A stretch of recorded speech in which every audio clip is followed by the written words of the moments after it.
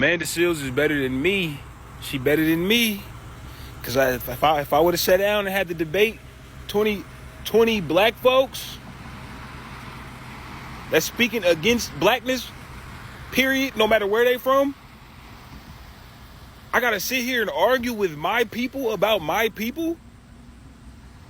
Oh no, I'm sorry. Like, I know how we feel about violence and physical harm, but I would have had to fight. Like, I don't have the patience in me. I don't. Like, I would have reached across that table about 5 minutes in. I'm not gonna lie to you.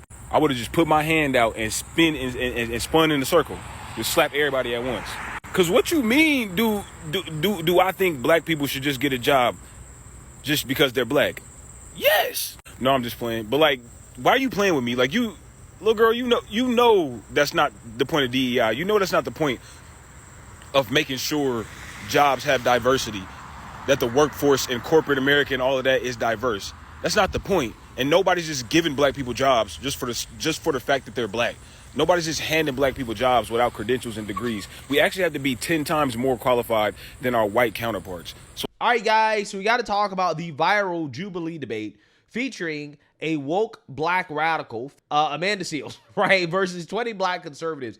And you know that this debate went very, very, very well for the black conservatives, because you have a bunch of black liberals that are upset and they're attacking the black conservatives for having a different opinion than them. They've been upset about this debate for about a week now, right? They've been boo-hoo, whining, and crying nonstop. And they're really, really, really upset with one particular black conservative, a young man by the name of Mac Nuclear, okay, who did a very good job in this debate against Amanda Seals. And yeah, you know he did a great job because you have individuals out there that are basically threatening this man with physical violence just because he has a difference of opinion than them, and he just so happens to be an African immigrant, not born in the United States, but lives in the United States, and I mean, effectively has lived life here in the United States as a black person, okay, even though he was born in Africa. Take a look.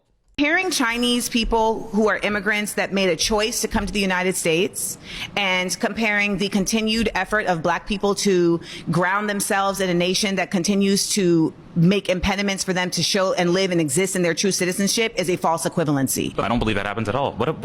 No one here is in. Are you acting right now? There's no systemic racism that I've experienced here in America. The only racism we've actually seen recently, systemic racism that we've seen, is the application of systemic racism against white people. Do you know what the statement Black Lives Matter is actually stating? Yeah, well, like, you know, just started off from George Floyd. Start off from Mike Brown. One of these museums that they cited was that there was a display that speaks about race not as a biological thing, but as something that has just been created as a social construct. And he stated that that is an incorrect expression of race, that race is biological. But it is biological. From Angola. Yes. But again, like I told you earlier, right? Trying to protest. Sources are not, you're not able to cite your sources. Please go sit down. Yeah, that's the truth. It's not the truth. It's not the truth. It's not the truth. Nothing you say is actually the truth. Nothing. You're not even American. You're not even a black American. As the daughter of an immigrant, it is imperative that black people from other places understand the disparate difference that they exist from black people in the United States. It is not the same. Period. And ultimately, the best effort that we can do as a diaspora is to lead in understanding, not in. He said that there is no systemic racism. That the systemic racism is actually towards white people. I'm not even wasting my fucking time of day.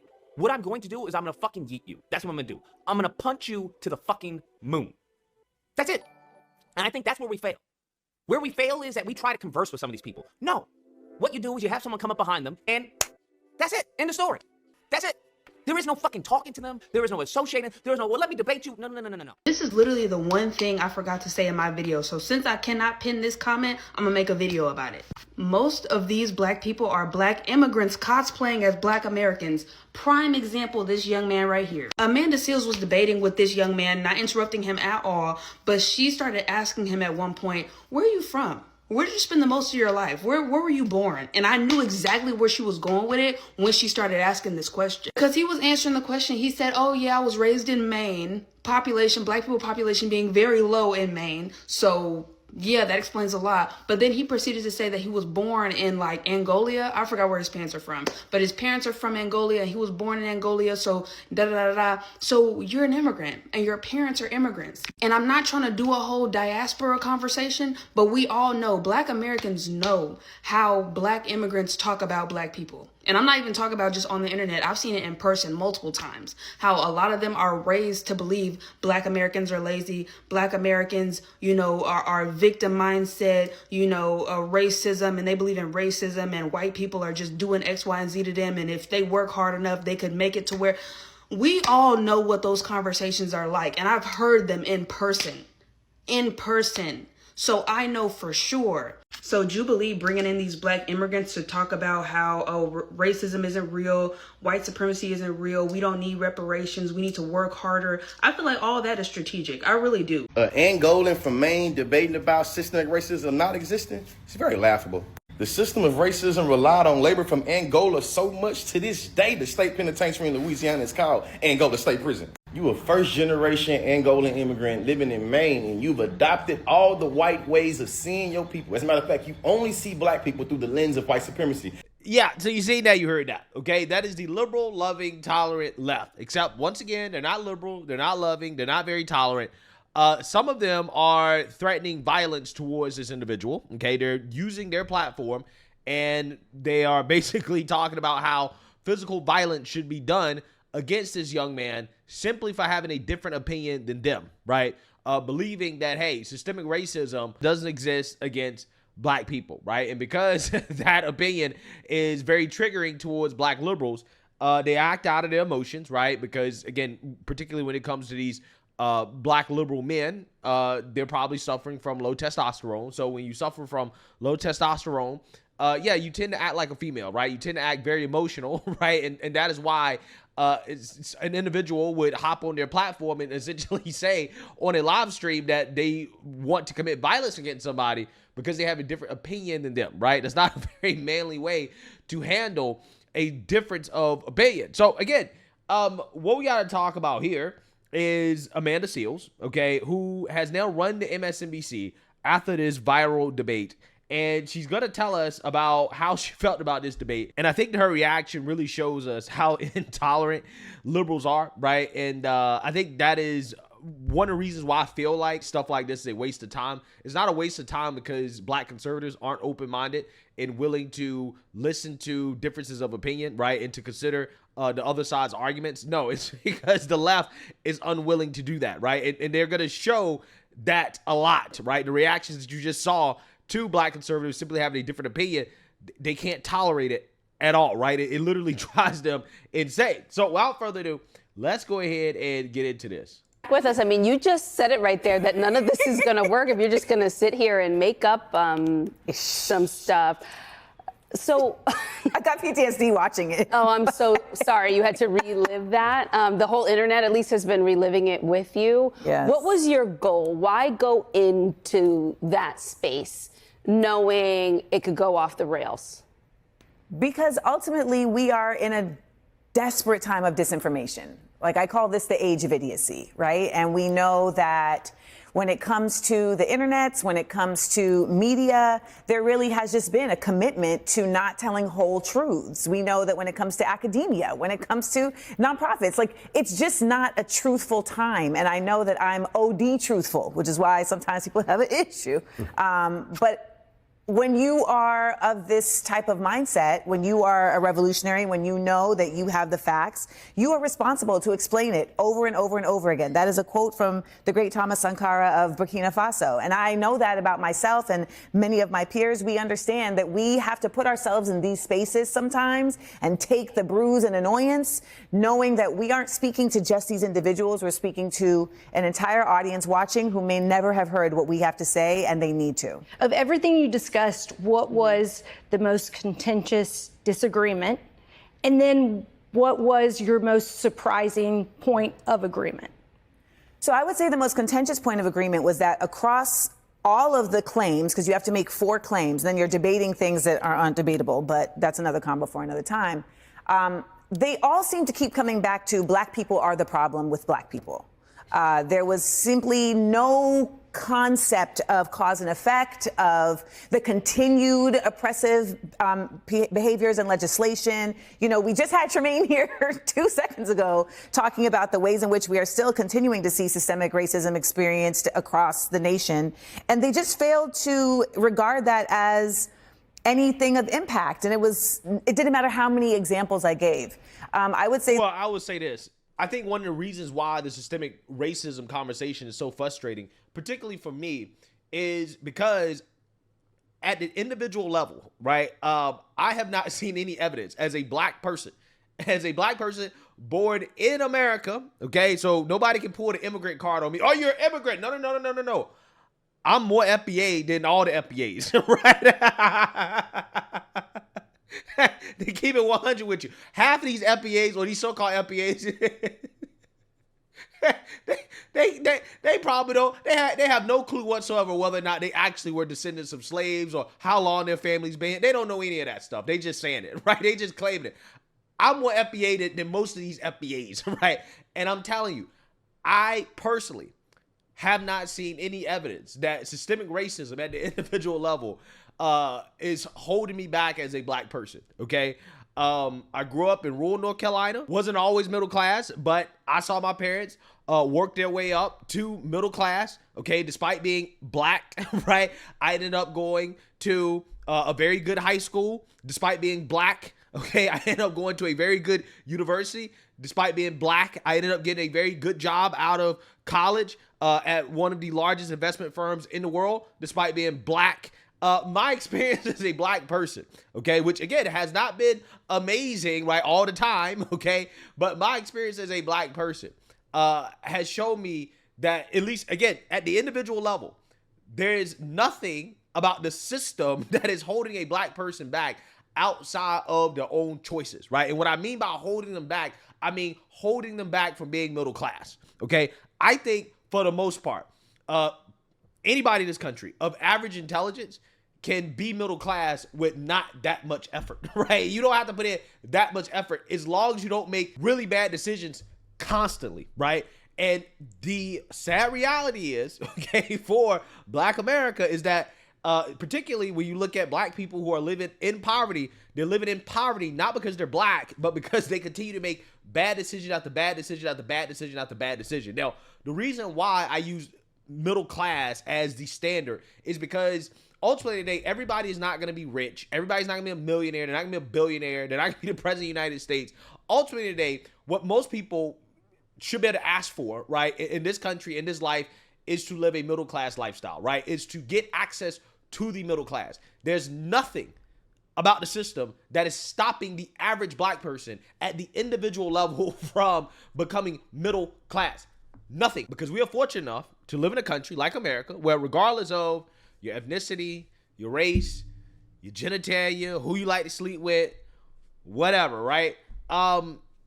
There's nothing really stopping the average individual, even if you were born in poverty, from becoming middle class, right?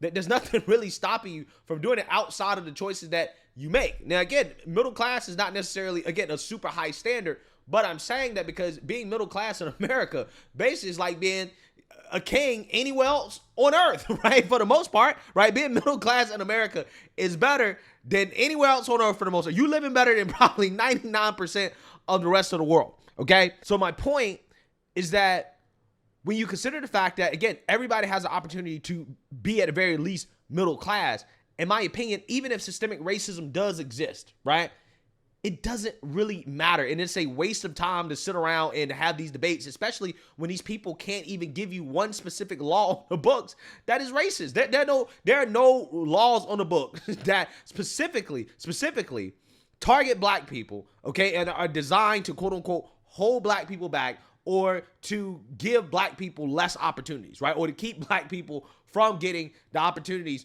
that everybody else is entitled to in this country. There's nothing like that. We don't have that. And redlining doesn't exist anymore. That's not a thing anymore. Now, some people may say, well, redlining is the reason why black people are in the positions that they are right now. Okay, cool, fine. That's debatable. But to me, what really matters is what are you going to do moving into the future? Because now that's not a thing. That's not holding you back anymore. What are you going to do in order to progress? Because ultimately the white man is not giving you reparations, right? And when you understand that you're not going to get this magical handout that's going to make it all better, right? That's going to wipe away the sins of white people for the past 400 some years or whatever these people claim. That's how long black people were enslaved.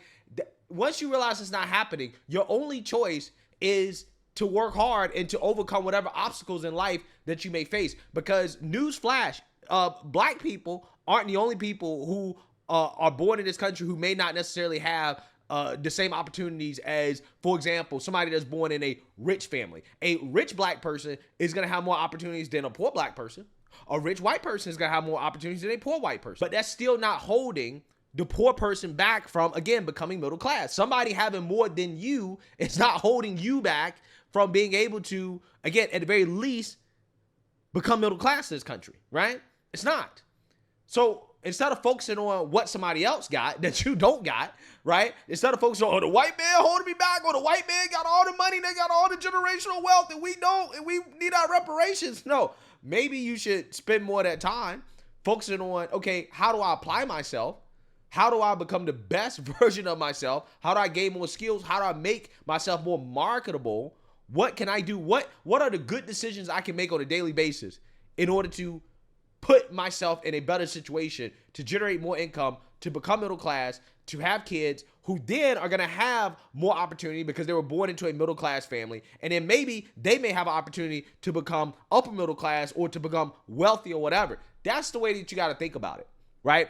I think there's way too much time spent on these stupid ass conversations about systemic racism and whether or not the white man is holding black people back. When you really should have more conversations about how do you overcome whatever adversity you face in life, regardless of whether or not it's racism or whatever, because the poor white man got just as much adversity as a poor black person, right? If you're poor, you're going to have to go through some adversity. So I think focusing more on overcoming adversity, period, right? I think is a more productive conversation, right? But again, conversations like that doesn't get the views, right? They rather sit around and talk and boo, whine, and crawl all day about the white man and how the white man owed them a check, rather than to go out there and to make it happen for themselves, right? To get their own thing, to build their own generational wealth, and then to instill those values in the next generation so that they can overcome adversity and to have those opportunities that the past generation didn't have. And this is why every single time I make one of these videos, I go out of my way to say things that I know black liberals, black progressives, black radicals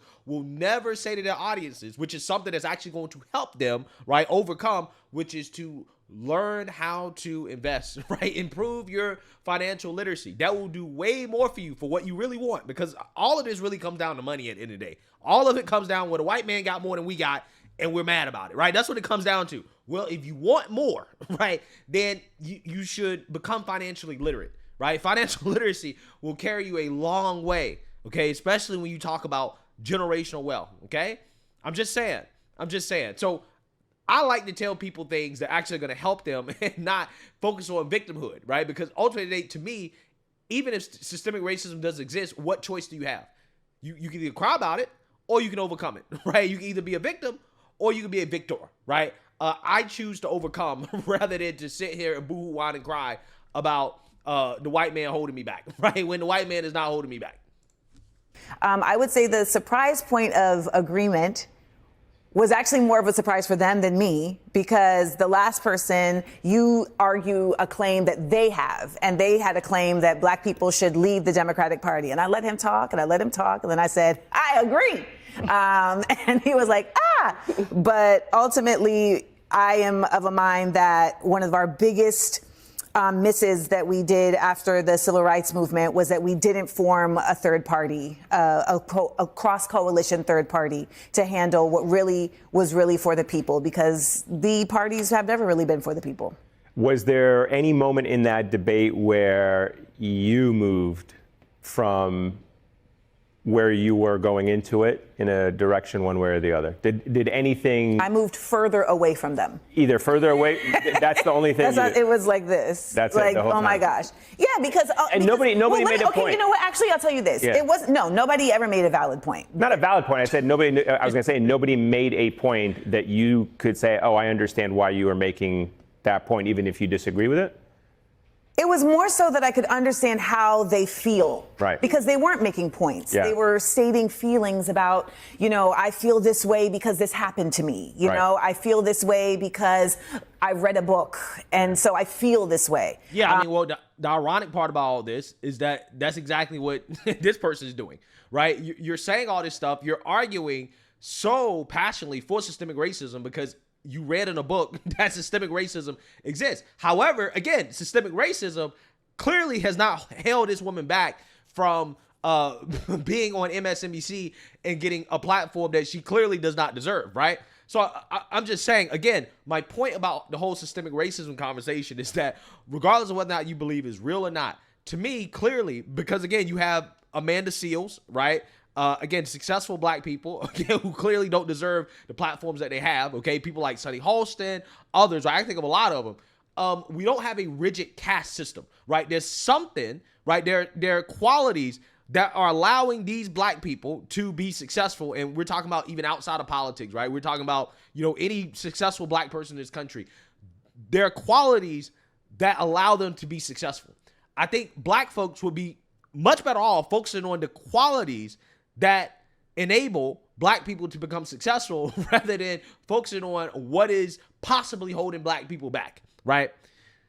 So, again, this individual is claiming that the black conservatives were arguing from a place of emotion and feelings, and, they're just saying things, they're regurgitating things they read in a book, when, ironically, that's exactly what she's doing, right? Her whole systemic racism argument comes from a book, right? It comes from a book, okay? Because clearly in her life, systemic racism hasn't affected her so badly that she's living in poverty, right? And that is the point that Matt Nuclear was trying to make, again, the young man that all these people are so upset with when it comes to immigrants. You have people who come over to this country from other countries. A lot of them come from these other countries. They happen to come over to the United States with nothing, okay? They start out in poverty, and they become successful. They become middle class, upper middle class. Some of them become wealthy, right? You do have people that come over here from other countries that already were born into wealth. So that's also, again, a part of why you see some immigrants have success. But regardless, the point is that, again, there's not a system that's so rigid, right? The systemic racism is not so bad. If it's there, right? If it exists, it's not so bad that people can't overcome it. And I think my biggest issue with people like Amanda Seals, these black radicals, and again, this is the reason why they get so upset and they get so angry with people who disagree with them, is that they see their opinions as undebatable, right? Well, it's undebatable. Systemic racism is undebatable, right? You can't say systemic racism doesn't exist because, ironically here, right, Amanda Seals read a book that told her that systemic racism exists for X, Y, and Z reasons, right? When, yeah, I think that it actually really is debatable, right? I think it's debatable. I think the debate is a waste of time, but I'm right because I say so doesn't mean that you're actually right. And that's essentially the argument that Amanda Seals was making the whole time, which is that I'm right because I say so, right? And you're wrong because you disagree with me.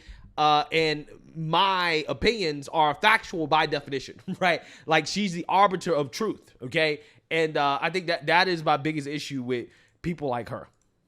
I read a book, and so I feel this way. But I went in there, and immediately when I got there, I realized, I actually don't want to argue with these people.